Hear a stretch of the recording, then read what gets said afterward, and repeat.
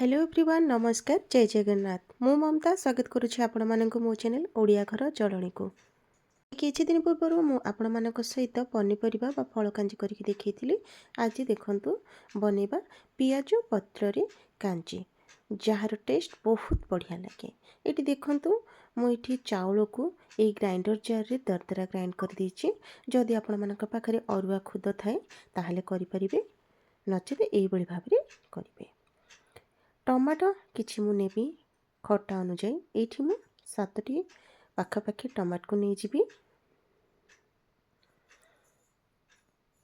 आउ रसुण कोला छड़े नेबी भल भाबरे ताकू छेचिकी रखिदबा। एपटे देखंतु मु ग्राइंडिंग कर देछि टमाटो को। प्रथमे पानी देदबा, ये जो खुद को रखी देदेली आवश्यक अनुसार पानी देदबा। आ फुटी गला परे टिके लो फ्लेम रे ही आपको कुक करिबा। देखंतु एठी हमरो खुद पूरा 70% कुक हेथिबो। इठी चलंतु ग्राइंड करे रखिथिबा टमाटो को देदबा। भल भाबरे से टकरमकर हेकी फुटी जाऊ। आपण माने चाहिए ये टमाटो को ग्राइंड करने समय कंचा लंका और रसुण कोला किछि देकी मध्य ताको ग्राइंड कर परिबे। एठी मते आ पानी आवश्यक हबार पानी टिके दे देले। आवश्यक अनुसार लूण आ हळदी गुंड दे दबा। भल भाबरे फुटी जाऊ। किछि समय छाड़ी नबा टमाटो हमर टिके सिझिबा पर्यंत। पियाज पत्र को काटी रखिथिबा आमे छोट छोट खंड करिकी एई मुहूर्त रे ही आमे हमर पियाज पत्र को देदबा। एबे भल भाबरे फुटी गले कवर करनबा जेमिति कि हमर पत्रटा सिझि जिवो। फुटन रे एठी मु नेइची रसुण, भृषंग पत्र आउ हिंग।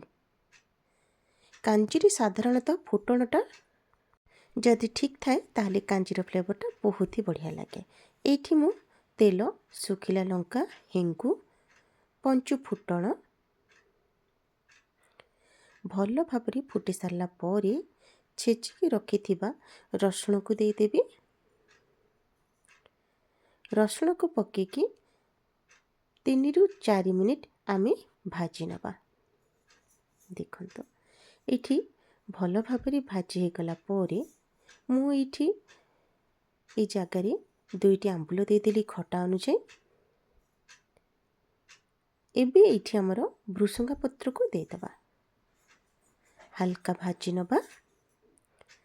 आ कलरफुल हबा पय टिके लंका गुंड को दे दबा, जदर कि हमर कांजीर कलरटा सुंदर मध्य देखा जिवो। केवल कलर पय देबे, अधिक देबेनी काहेकि हम एठी सुखिला लंका को बघारछे। एबे चाहंतु एई फुटण को दे दबा आ संगे संगे कवर कर दबा, जोदर कि ता फ्लेवरटा भल भाबरे रहि परिबो। एठी देखंतु गरमा गरम कांची रेडी ही गला। आकु गरमा गरम सर्व करिवे बहुत ही बढ़िया लागिबो। केही केही कांची सहित सुकुआ भजा को भल पाई थांती, भल मध्य लागि थाए। एई शीत दिन सरू सरू निहेती भाबे एई पियाज पत्रर कांची को ट्राई करंतु। परिवार समस्त को बहुत ही भल लागिबो। भल लागिले लाइक कमेंट शेयर कर देबे।